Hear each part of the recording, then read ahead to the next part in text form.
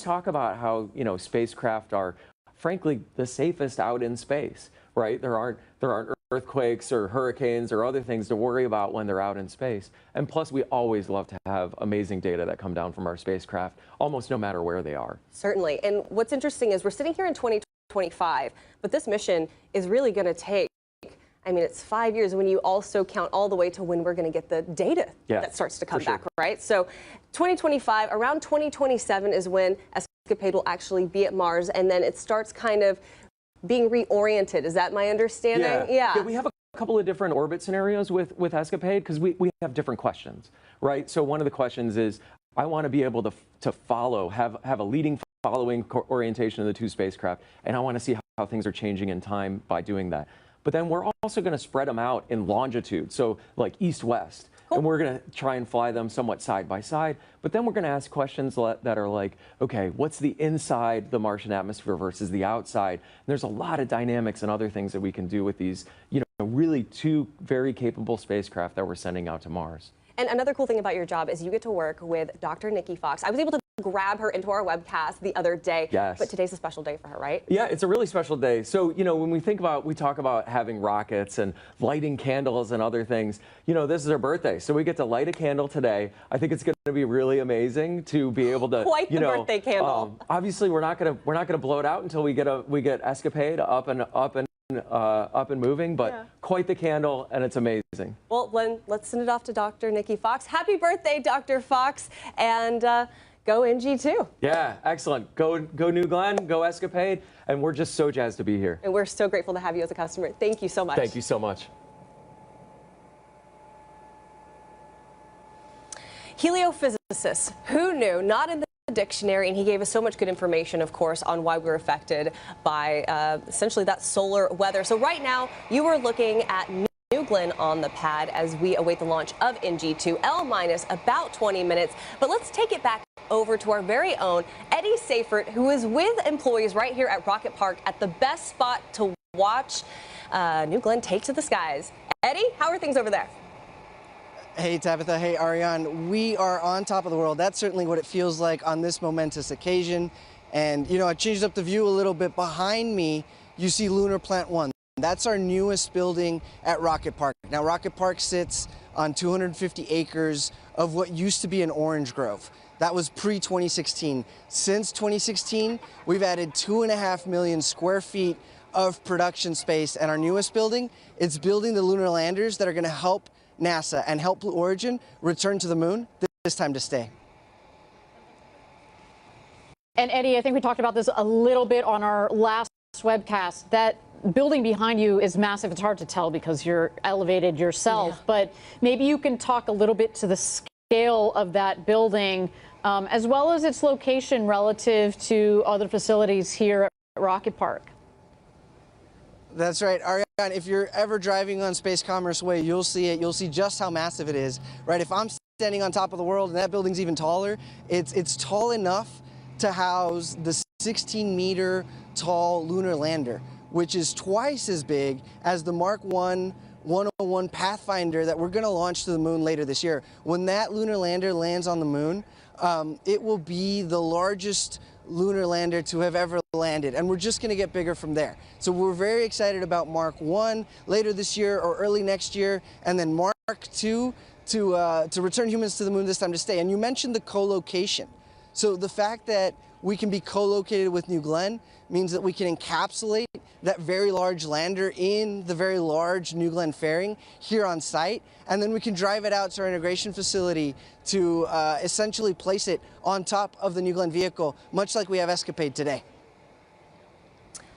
Eddie, thank you so much. Always so great to talk to Eddie because he can talk at hours and at length about anything to do with engines, with lunar, and of course, he's our hype man out there with everyone here at Rocket Park. Thank you again. If you didn't notice, on his shirt actually are little lunar landers as well. But right now, we're going to toss it over to New Glenn on the pad as we await the launch of NG2. And in about 30 seconds here, we're going to hear another go poll. So let's go ahead and listen in.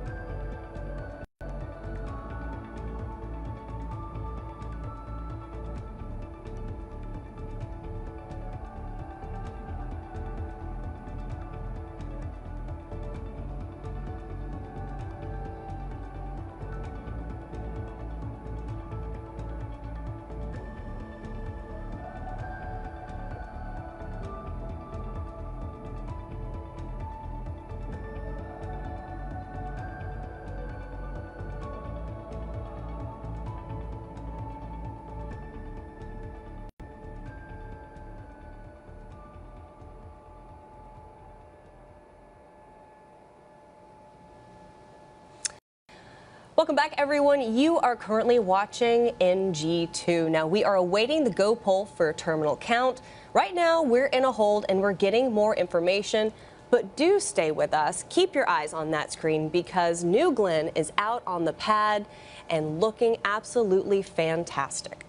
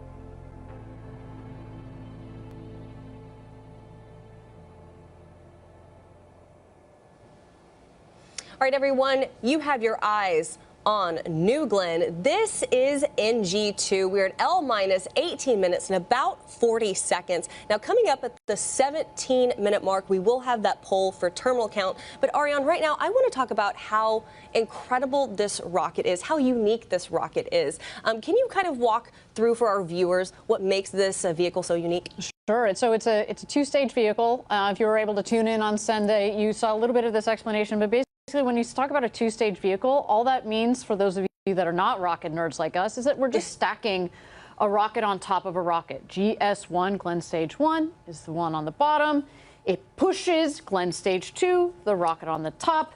And then on top of Glenn Stage 2, GS2, you see that shroud in there. That's the payload fairing in the payload fairing.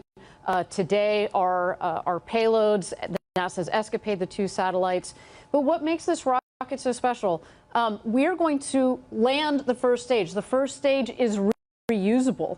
And what's cool about this first stage in particular is, we've had our New Shepard program, our suborbital program. We've learned so much from that rocket program. And there's actually some interesting similarities between the two, but also some differences. Up here, you see that we've put we call them now the forward fins at the top. Those help with the directional capability. New Shepard also has those. But this one, we also have the strakes. We want to be able to essentially fly this rocket back home and relight the engines. So it's a beautiful rocket. I cannot see it do its thing this first time in just a couple of minutes here. I know, and at L-17 minutes, let's listen in for that go poll for terminal count.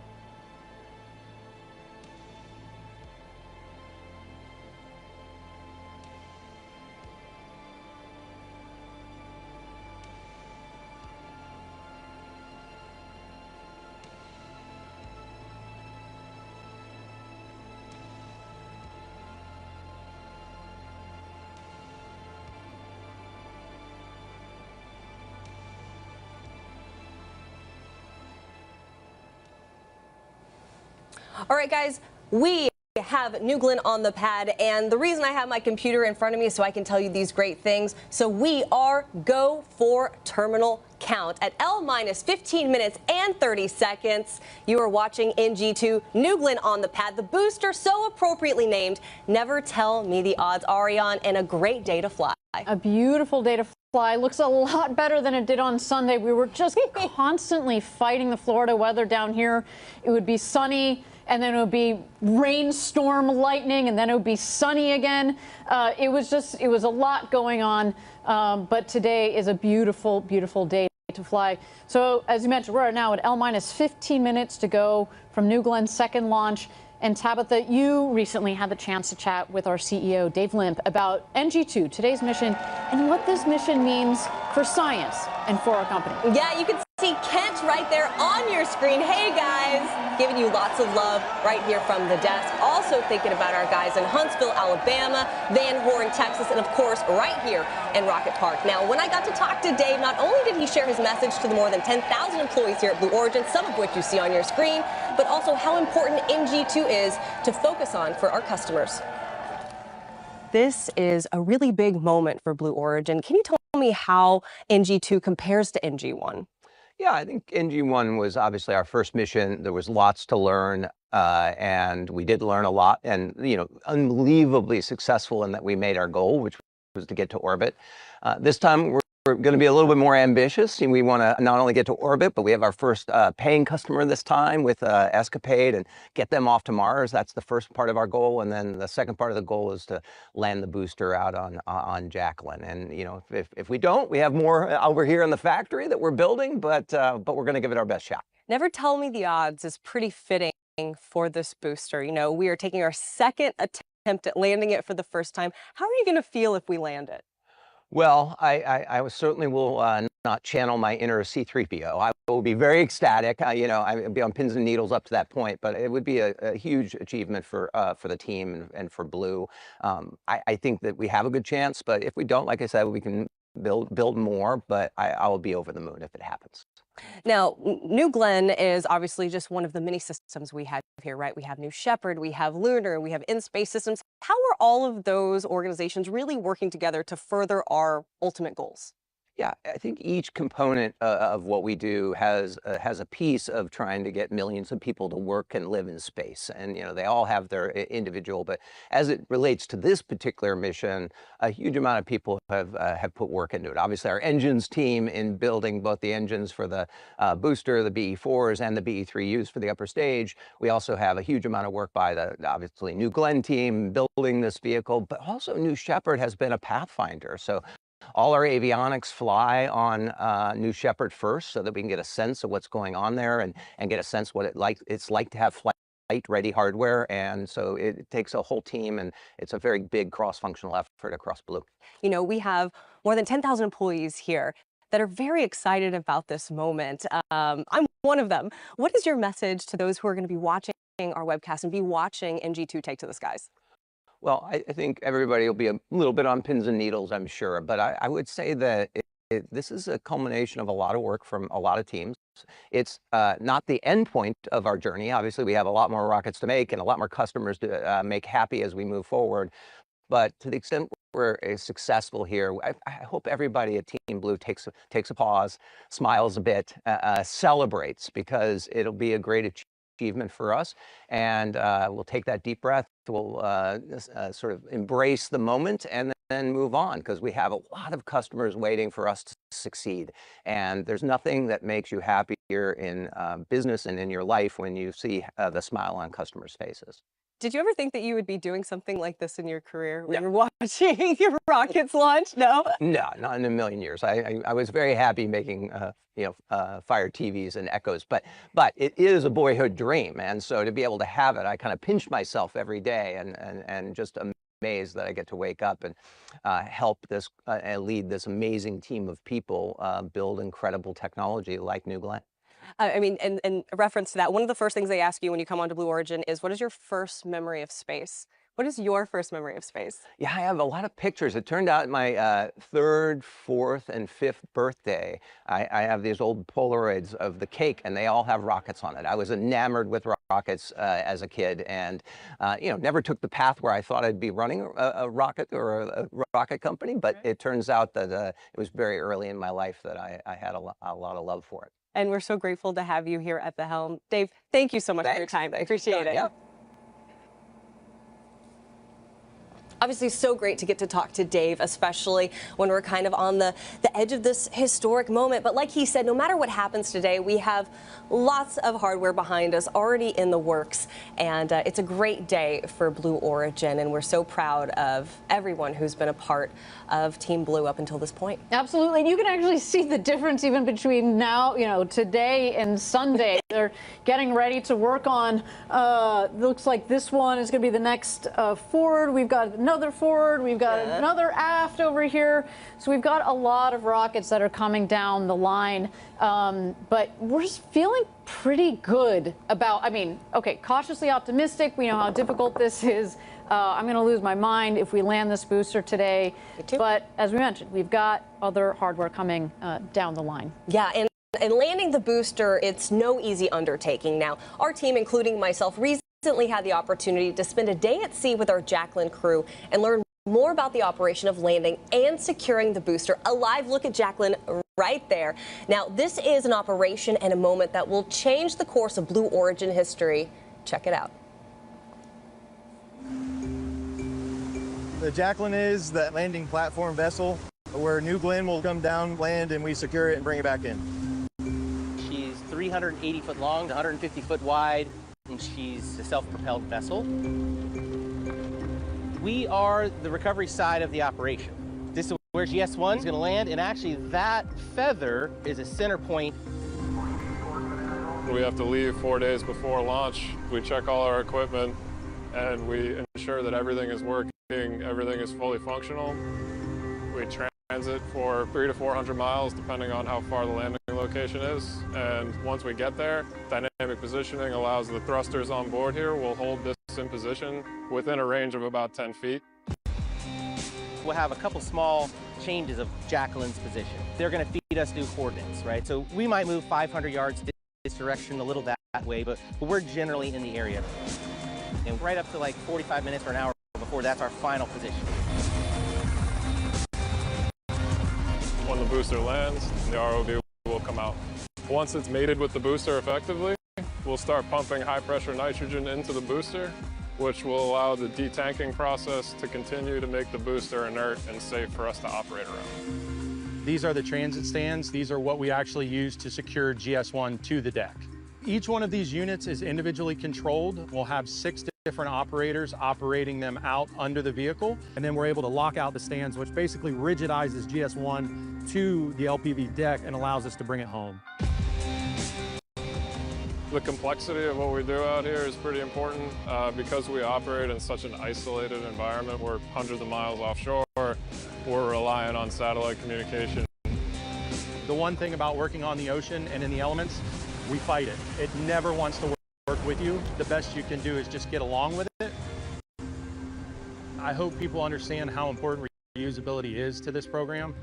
Us being out here and allowing us to retrieve these vehicles and bring back and reuse them, we reduce the cost, we reduce pollution. My favorite part of being Team Blue is how everybody works together as a very cohesive group. This is really, really rewarding just to kind of see everyone marching together towards one successful landing operation.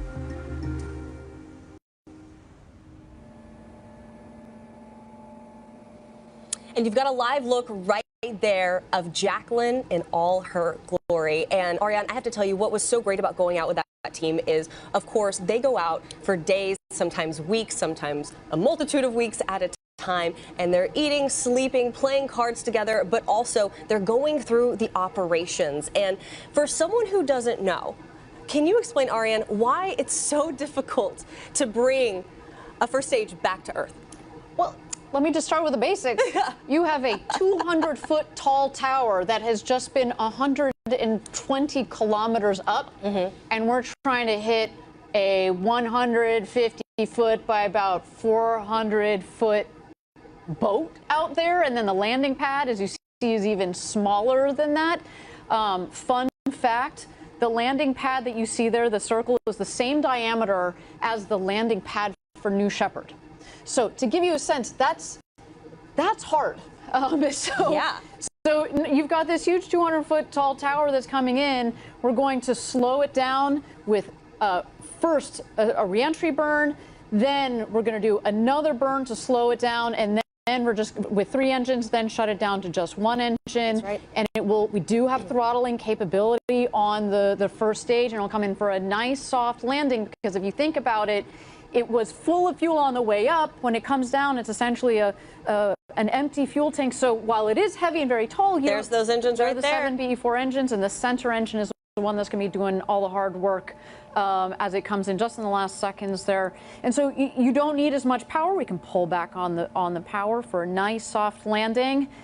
And when we do, it will be an extraordinary day. But we've talked about it. This is just the beginning. It really is. We will bring this rocket back, we'll refurbish it, we'll examine it. We've got all sorts of thoughts on what we're going to need to do to refurbish the vehicle, but our whole game plan, launch, land, repeat, is to be able to flip this rocket around and fly it again very shortly here. I should say with New Shepard, we landed the first time in November of 2015. And here we are 10 years later. And here we are, well, 10 years later, yeah, but it only took us about 2 months to flip around the first rocket that had ever gone to space and back. So we've got kind of same time scales that we're thinking here. It's not going to, we want to go fast on this. And if you're taking a look at your screen, you see New Glenn on the pad, and on the upper right-hand corner, you see L minus 4 minutes and about 6 seconds. That's going to change to a T minus any moment, and that is really when the vehicle itself is starting to run on its own. We're going to start being able to hear our mission ops, Patrick Moore. AFSS timer enabled.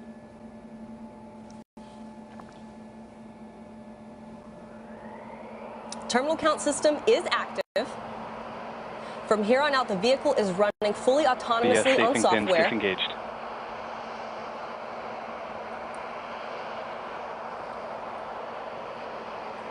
T minus 330. Rapid retract armed.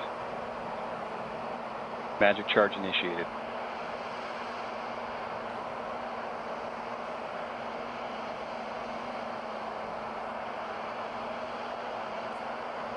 How exciting here. We're ticking down in 3 minutes. We're going to launch this vehicle to space. We're going to put 2 satellites on their way to Mars, and we're going to try to land that booster for the first time. So exciting, and a big props to our launch control team that has managed to do a recycle on this vehicle. We want to fly today, Tabitha. Oh, there are the cheers. Yes, the energy is palpable. our launch director, Megan Lewis. She's in the control room now. I know this is an exciting moment from her. There we have employees from all across the United States. This is Huntsville, Alabama. Big shout out to our teams there. And of course, GS1 pre-press HQ, start. Kent Washington, we Kent see you. Washington. All right, rocket going through its last GS2 motions here, pre-press start. making sure the tanks are pressurized to their proper flight levels. That's right.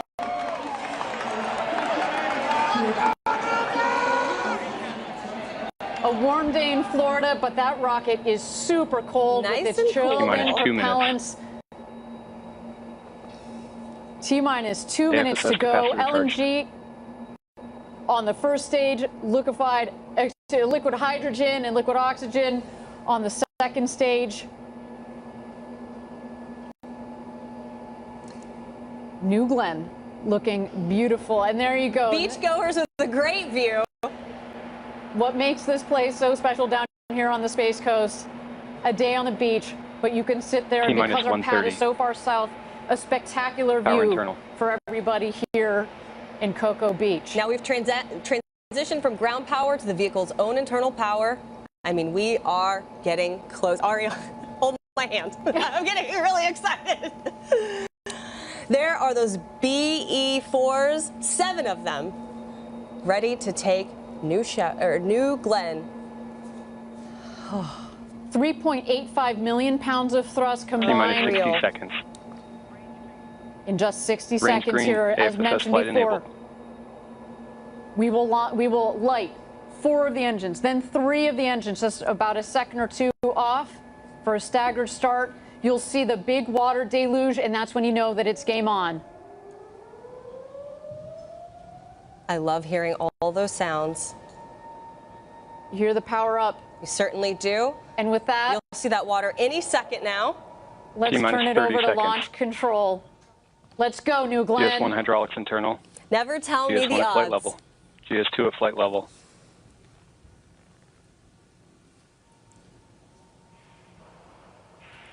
Autopilot enabled. T-minus 10, 9, 8, 7, 6, 5, 4, 3, 2, 1. Lift up, effective. Close motion.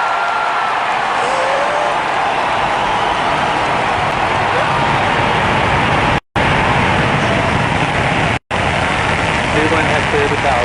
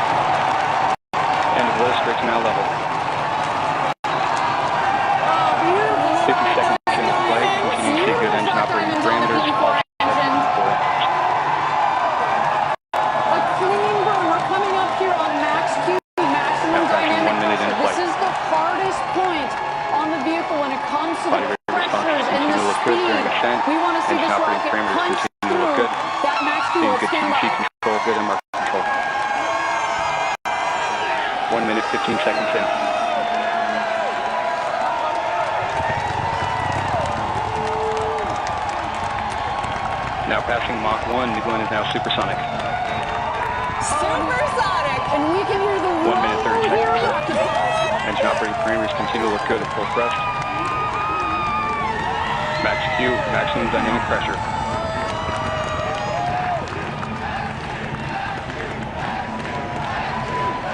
One minute 45 seconds in. All 7 V4 engines continue to look good. Body rate's nominal. Seeing good control on MR and TBC. Acceleration profile nominal. Now passing 2 minutes into flight. BE-4, unreal.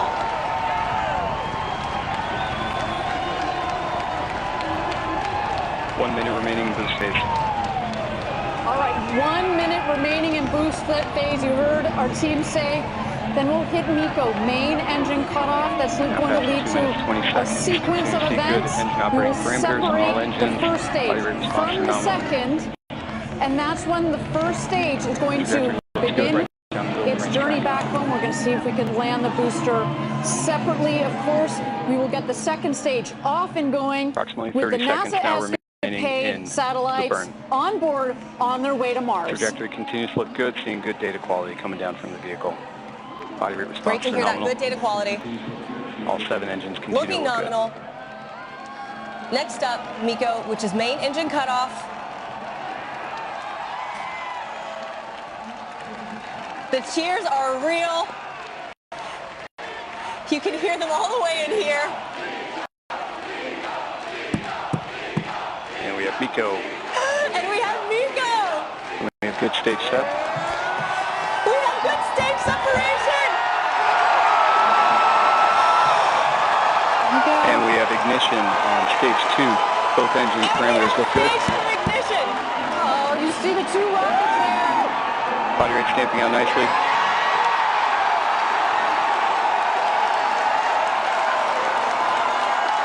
Both B3U engines look good at the high thrust set point. Body rate responses look good. 3 minutes, 43 seconds into flight. Great shot. Look at that view.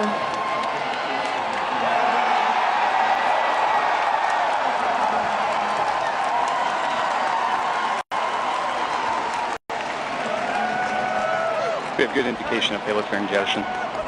Both the E3U engines continue to look good. Body rate response normal. Seeing good data coming down from both stages. Great data. We're 4 minutes into NG2.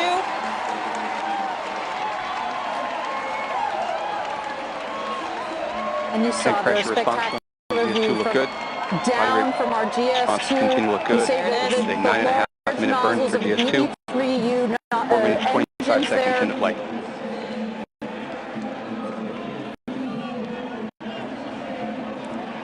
Wow. All right, at 9 minutes is when we're expecting the first stage to touch down on Jacqueline.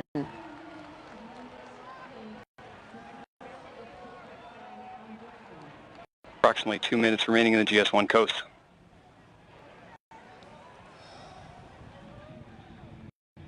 Thank you again, everybody, for joining us for NG2. So far, a nominal mission. GS2 is now 320 kilometers downrange, traveling at 2.8 kilometers per second.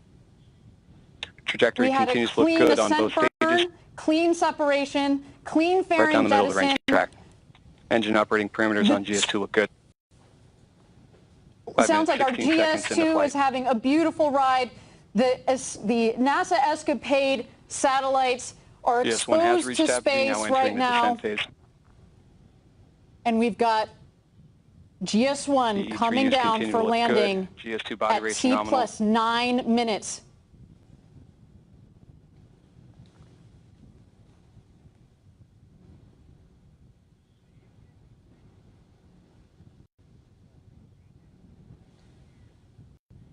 One minute remaining in the GS1 coast.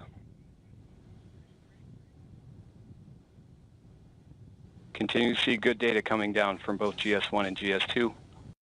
Body rates on both stages look good. The E3U engines look good. Everything looking good, looking nominal. Seeing good TVC and and MR Ariane, this moment coming up GS2. is an important one. Trajectory it is. We're going to relight the BE4 engines for the re-entry burn. Body rate snowing out on GS1. The exo turn is complete.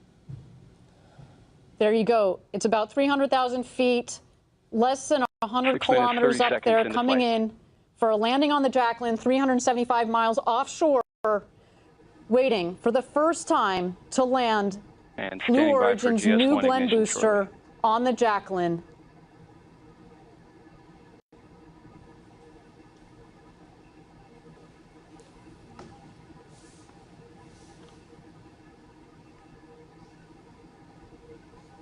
Continue to see body rates on GS1.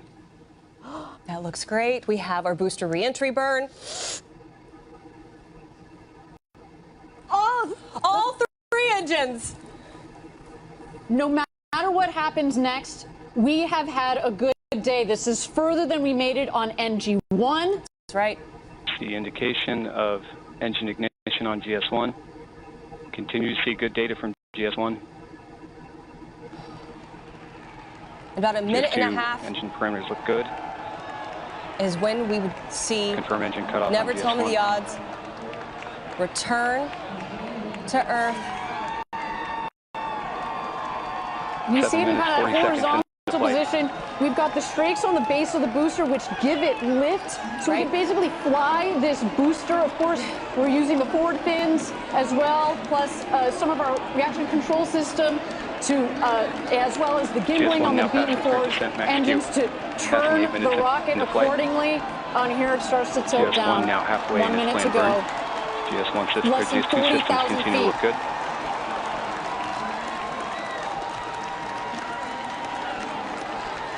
GS2 throttle down complete. Responses look good. 8 minutes, 20 seconds from flight. Standing by for landing burn ignition. And we have landing burn ignition. See 3 good engines. We've got our booster landing burn. Engine control looks good. Of course, those clouds are there. 8 minutes, 43 seconds from flight. Legs deployed. Great job from our booster. Standing by for touchdown. Landing gear deployed.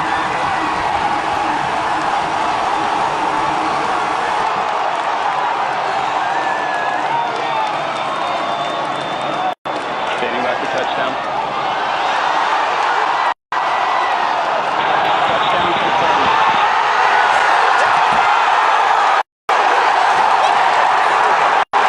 GS2 continuing to work. Burn system looks good. Left and right forward turn.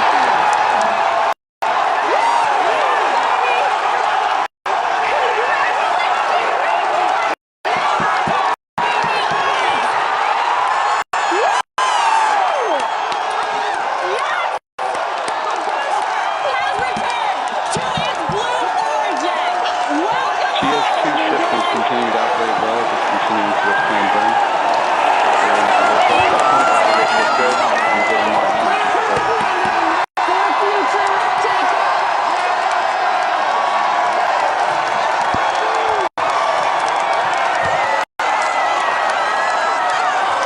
GS2 trajectory is now like on the racetrack.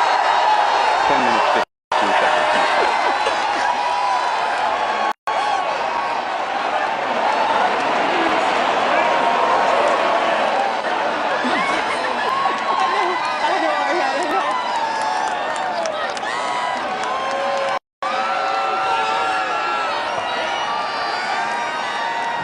Congratulations, Team Blue.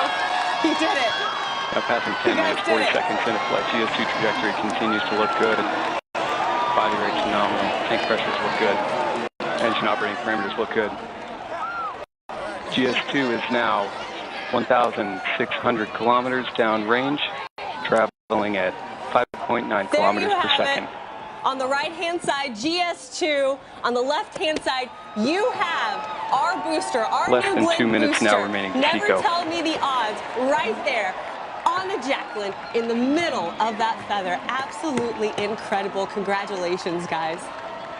A landed orbital rocket. What an incredible What a day.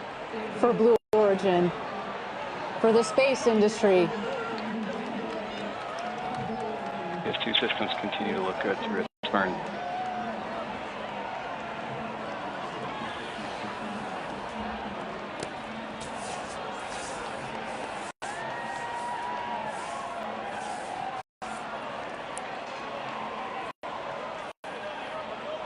I'm speechless, which is rare for me.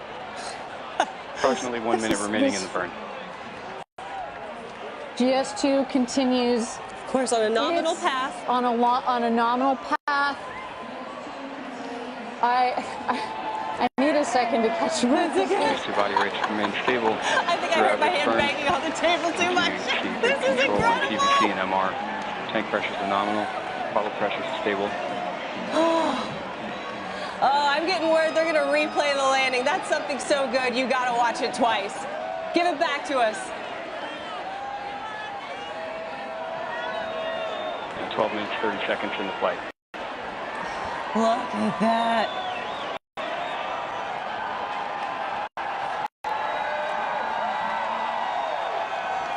Beautiful, Standing by for Chico 1 shortly. landing Perfect.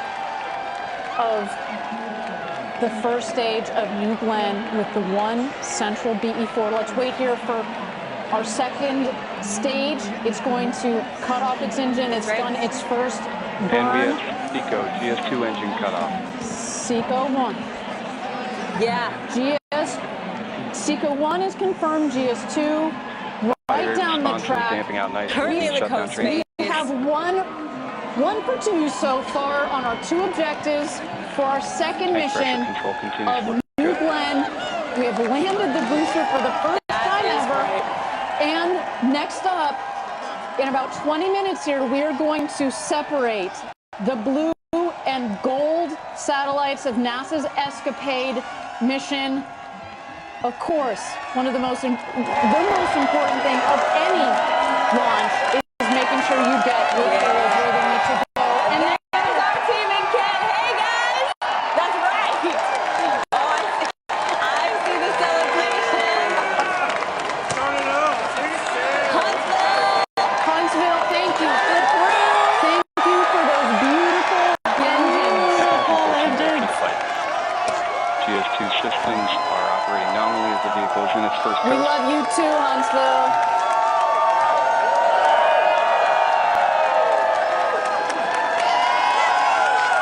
I see you. That place is wall to wall. That just shows you the passion and the dedication of every single person that works here at Blue Origin. And Eddie, you're with our friends here at Rocket Park. Hey, I'm Give here it in to us. chance What's going of on? Next At this stop time in moon. flight, Next GS2 is stop now moon. 3,020 Next stop kilometers moon. That's what downrange everybody's saying back here. 7.9 Guys, kilometers per what a second. day, what a momentous occasion, an incredible opportunity to witness live. Eddie, I'm going to be honest with you. It's so loud around you. They're chanting so loud, and rightfully so. I'm having a hard time hearing you. But you got to tell me, what is this moment like for you, Eddie? You've been here a long time. You've seen the New Shepard booster land for the first time, and now you're watching New Glenn. 10 minutes remaining in the coast. Yeah, this one was way better. Just incredible to watch. We're just here, launch, land, repeat. It starts today. Launch, land, repeat. I love it, Eddie. And I believe we also have some video, of course, of the celebrations happening all throughout Rocket Park, in every corner of what is going on in this building. Here's a moment. And of course, that's mission control, launch control. Where is it? You know you're going to see it when they do it. Yes, there it is. Oh, in the middle there you see Jeff Bezos, Jordan Charles, the head of our New Glenn program, Dave Limp. Celebrations all around.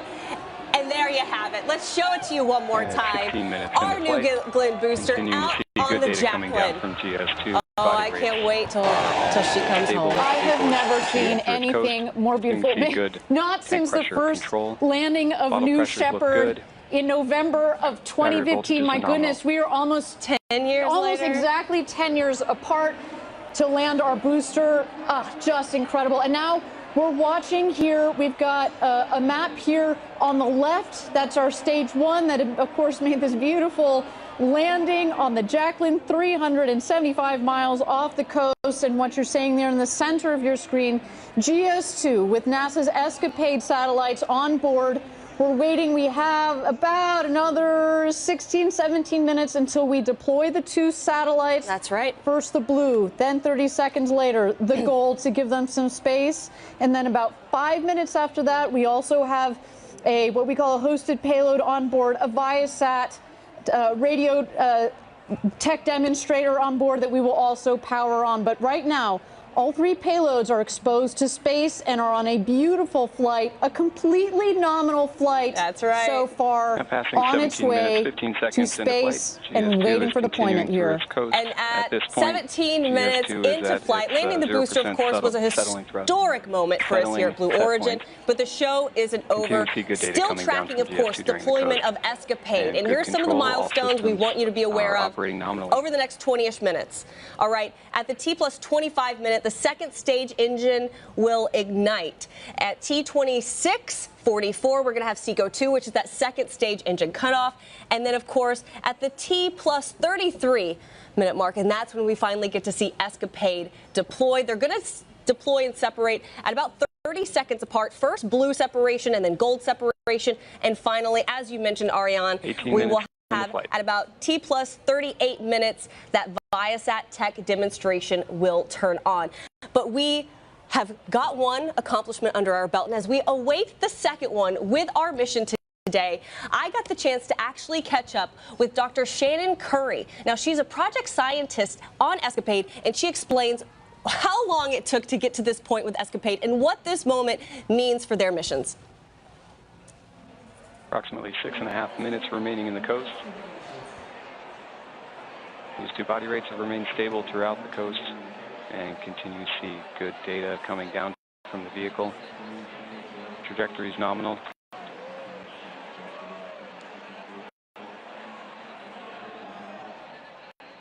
Shannon, can you kind of explain how Escapade really encapsulates the past, the present, and the future?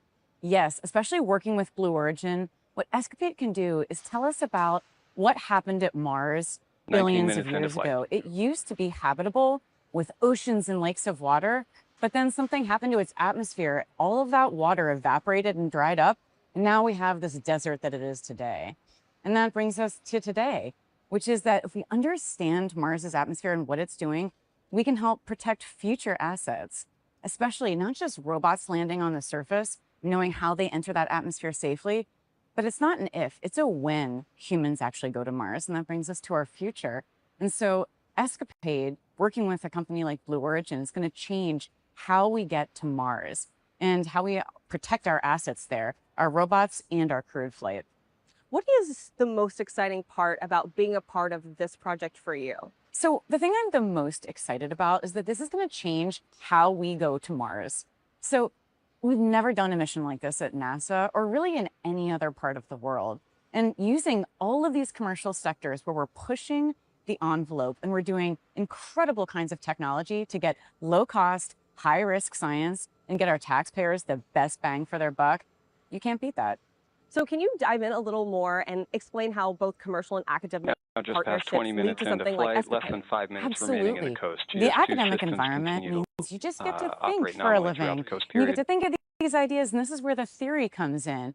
But then the commercial partnerships, these are the experiments. And we are now seeing tank pressures increasing in preparation for the next burn. In academia, all of our dreams at universities happen, and NASA then enables that. So you have this like perfect 3 points of this like pyramid to do incredible and great things at places like Mars. How long has this project been underway? I mean, when did the first idea for Escapade come about, bringing it to today? Rob and I started thinking about this mission back in 2016 and 2017, and it took years of planning and years of iteration until we found the right partners, we found the right spacecraft, we found the right rocket, and here we are today. So we are coming up on 10 years in the making to make this happen. So 10 years in the making to get us to the point of launch. And then once it launches, you have another, let's see, we're in 2025, 2026, 2027, 2028, 2029, another 5-ish years of getting the data before you get the data and then processing that. 5 years of science to me sounds like heaven. So I think for some folks, waiting is hard, but for the science team, we are ecstatic. We will take every single bit of data that we can get. And again, with working with our partners, being able to get all of that data and enabling this incredible opportunity to explore not just Mars, but actually the entire trajectory there, that's science waiting to happen. What is your message to all the collaborators who've had hands on Escapade at this moment in time as you're kind of just waiting for it to deploy? To all of our collaborators, 3 minutes remaining thank you from the bottom of my heart. We're so excited. We can't wait to work with you. and we're going to totally change how we do things at Mars. As we get ready for launch, my final thoughts are go Escapade, go Blue, and we're so happy to be here. And we're so grateful to have you on the team. Thank you. Thank you so much. Yeah.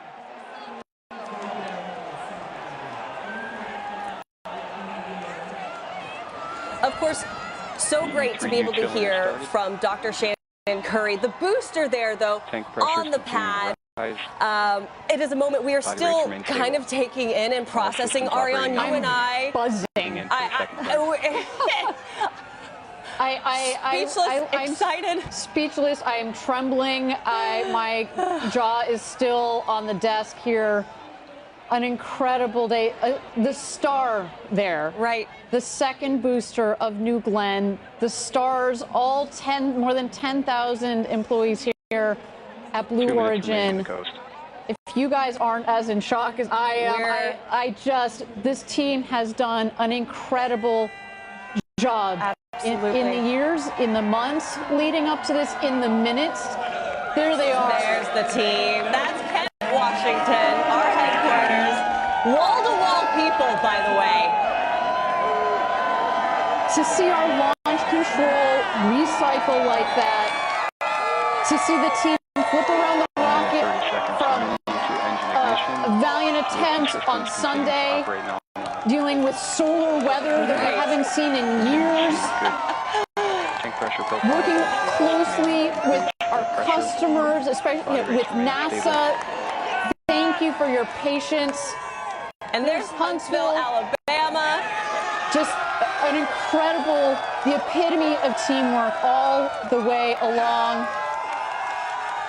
to this moment to see New Glenn the odds. Under 1 minute. And if you didn't know, that is what we have named this booster. It has been 10 years, as you said, Ariane, almost to the day. Almost to the day. Since we landed the New Shepard booster, and here we are in this incredible moment. And today, you and I talked about this earlier, today felt like the day. We walked in, and this was it. It felt right. It felt right. I'll tell you, Tabitha, I was there for the New Shepard's first landing.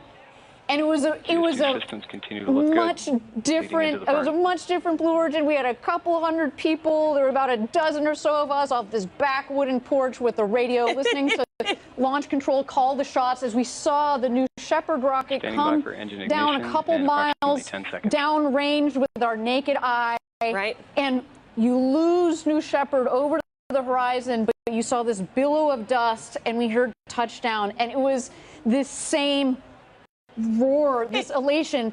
But today, as Eddie said, it feels so similar, but it also feels so different in the sense that pressures look good. Getting this rocket to space and to be able to reuse this booster is opening a new chapter for Blue Origin. It's opening a new chapter for the space industry. It's opening a new chapter for space as whole, as not just domestically but internationally, to have more rockets that can be reusable, to have competition on the market, to bring down the cost of accessing space so that our customers, whether it's NASA, whether it's our friends at Amazon Kuiper that have signed up, whether it's Viasat, we want to be able to share this with the world. And as our founder, Jeff Bezos, has said, you know, there's so many organizations that want to go up and access space and use those assets. And he, as an investor, he's seen so many companies that have come to him and said, well, that's nice, but all of these organizations die on the vine unless you can reduce the cost of accessing space. And by having another reusable orbital rocket to be able to do that is huge. I cannot wait to see what this rocket looks like when we bring her back into port in just a couple of days. Bring her back it's gonna be to our integration facility and get a look at this beautiful rocket. What a day. And as we take a look at GS2, right now we are approaching SECO 2, which is second engine cutoff.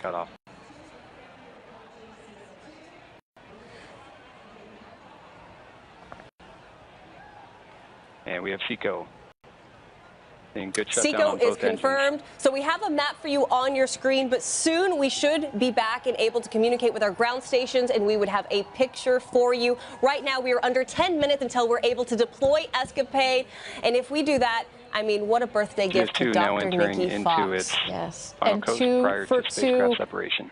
So far, I'm so glad we had a shot of our Huntsville, Alabama team. They have built beautiful engines, the 7 BE4 engines that performed so wonderfully on the first stage. And now, as we have heard, the 2 BE3U engines up in space had 2 clean burns, giving the Escapade satellites a wonderful ride to where they need to go, setting them up on their trajectory to make it to Mars. And you know what? While we wait for this epic moment coming up with Escapade, let's send it back over to Eddie Seifert with our crew here at Rocket Park. Eddie, I know the celebrations have already started, but of course, the show isn't over. We are awaiting the deployment of Escapade. How are you feeling? How are they feeling? All operating nominally. Is everyone I know pretty excited about making mission number 1 check and mission number 2 coming up? Tabitha, Ariane, I don't know where to start.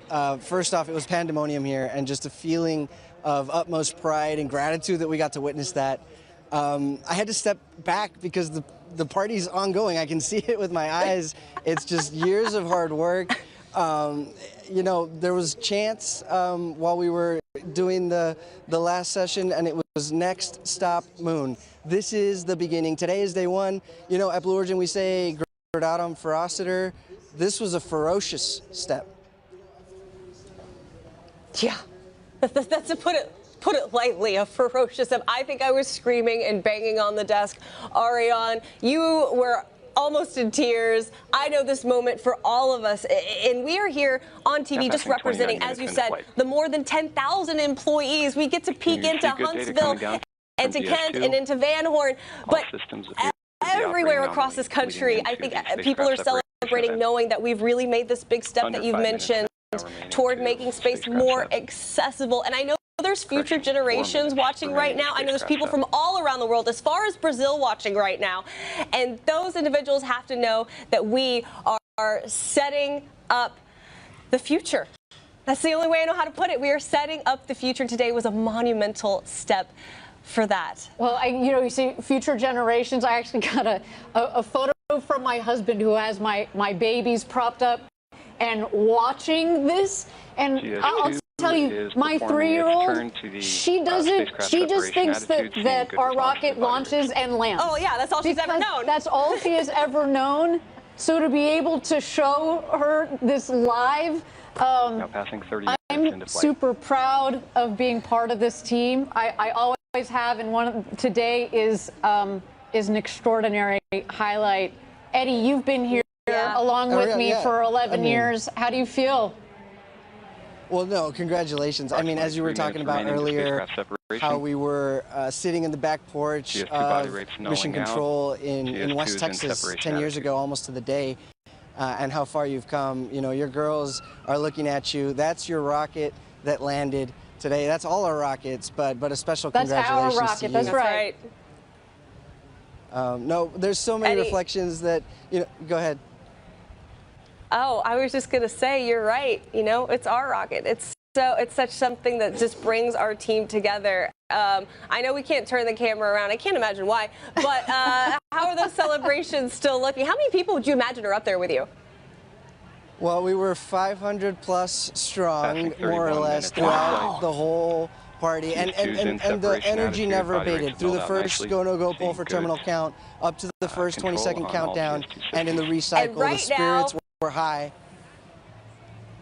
Eddie, the spirits are high, and they're going to continue. I can't wait to talk to you after this webcast, give you a high five, but you're looking at a live look. This is Escapade in space, the twin spacecraft that will be heading to Mars in 2027. For the first time ever, 2 spacecrafts at the same time are going to be studying the red planet. And also, for the first time ever, we're able to in kind of this in-between period. We didn't have to hit that exact Mars window because they're going to make their way to Mars on the right trajectory, and this is something completely unique for NASA and for us here at Blue Origin. Again, there's a live look at the Jacqueline, the booster, so aptly named. Never tell me the odds. Sitting so perfectly on that feather, unlike anything we've ever seen. And in the next minute here, you are going to see those payloads deploy.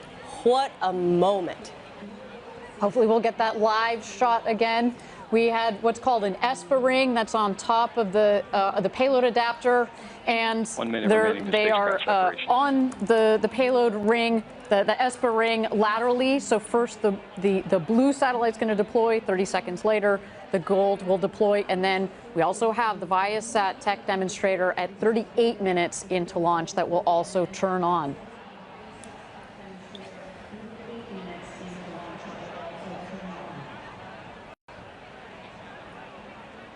Yes, you can follow along right here on your screen. The telemetry there at the bottom. In the next 40 seconds, that is the moment where mission objective number 2 will hopefully be coming to fruition. Coming up on 33 minutes into flight. We're standing by for spacecraft 1 set shortly. Vehicle body rates are remaining stable, leading into the separation event.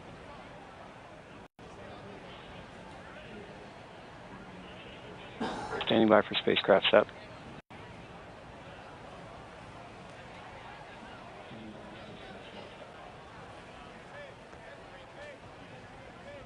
And we have good indication of Escapade Blue spacecraft separation. We do have payload separation confirmed.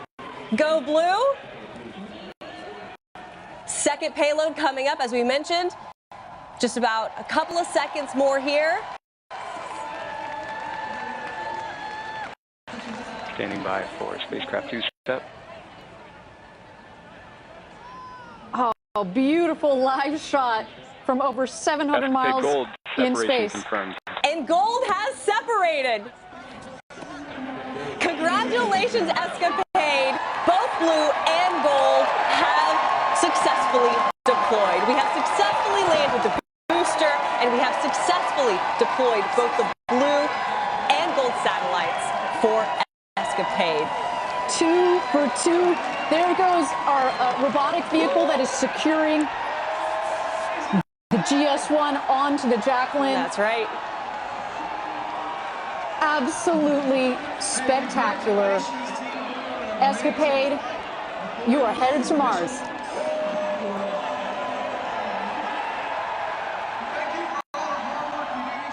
And so there you go, our automated robotic vehicle. To be very clear, we didn't clarify this earlier. There are no people on the Jacqueline right now. It's just that robotic vehicle that is going around the rocket, making sure that we definitely, safing the vehicle. We're safing the vehicle and making sure that those landing legs are pegged down. The seas are nice and calm today. It was a rough ride the last couple of days out there, but of course we want to make sure that our 200-foot-tall rocket out there on the Jacqueline is nice, and there it goes, is nice and stable.